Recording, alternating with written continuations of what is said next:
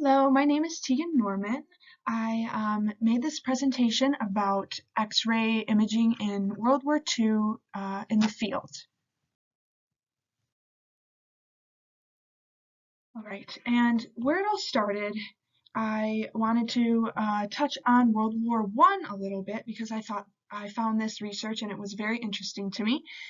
As World War I was going on, Marie Curie was advancing her studies in radiology, and she wanted to do more for the war effort.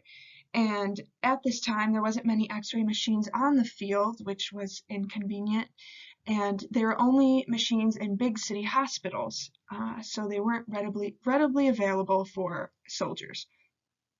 And so Marie Curie came up with this idea, and she asked a bunch of rich women to donate cars, and she got 20 of them and converted them into portable X-ray machines. And if you see on this image here on this slide, this is a little Curie, one of her cars she created. And in the back would be a dark room, and they would take X-rays in there, and they would drive them around the field. The coolest part to me about that is that she needed people to run these. So she found over 150 women and trained them all to use these, and she also worked on one herself. That was very influential in advancing field imaging later in World War II. With the success of Curie's invention, X-ray was advanced and it became more popular and people wanted it more readily available. So by 1939, a company called Picker X-ray Corporation jumped on this monopoly and developed a pretty good apparatus for portable X-ray. It was a machine that they created that was shock-proof. It could be self-dismantled within 6 minutes, and it was powered by a gas-powered generator. If you look to the right here, that is the X-ray machine in that black and white picture with the generator, and then below that is one of the other dismantled units of the technique adjuster. And in this time, in this war, over 10,000 of these machines were manufactured and distributed. Some common pathologies that they looked for in field X-ray during the war were obviously foreign bodies like bullets, shrapnel, anything that could get lodged into the body. There was superficial infections like gangrene, and that is off to the right there in that image. And not sure why they would need X-rays of that because it's pretty obvious they have gangrene, but those images are pretty cool to see. And then also, World War II was the leader in discovering screening for pathologies such as tuberculosis. And as I said, World War II led the way for these screenings, and they learned that taking preliminary X-rays for TB prevents it from getting worse and more people getting it and spreading around the country.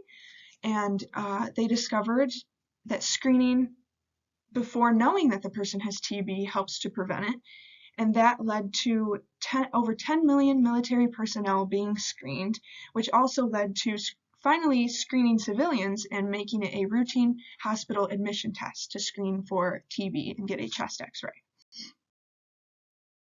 Here are some images. This one on the left of the pelvis is actually taken pretty recently. It is a bullet in a World War II veteran that he did not know was in him, and I thought that was pretty cool.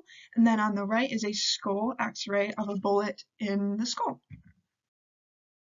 This next picture on the left is an X-ray, an old X-ray from the time period of tuberculosis.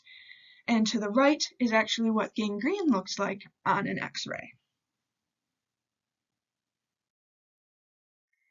And treatment for this time period for these pathologies were pretty basic treatments. For foreign bodies, it would just be amputation if it was bad enough.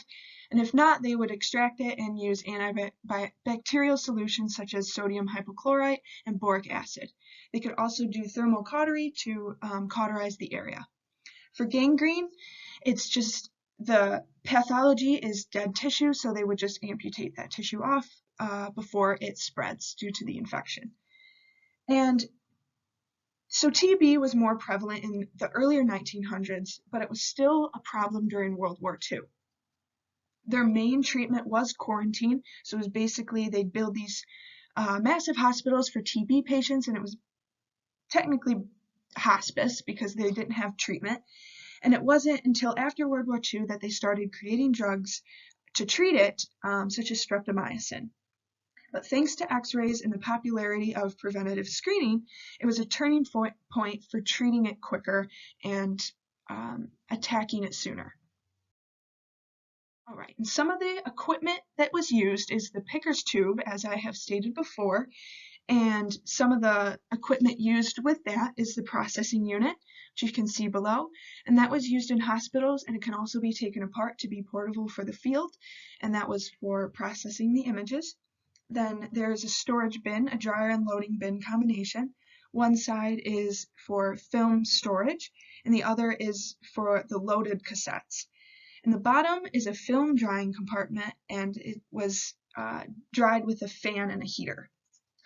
And I also thought it was kind of interesting that they used the same exact size image receptors as we do now, an 8x10, 10x12, and a 14x17. And that it is. Thank you for listening.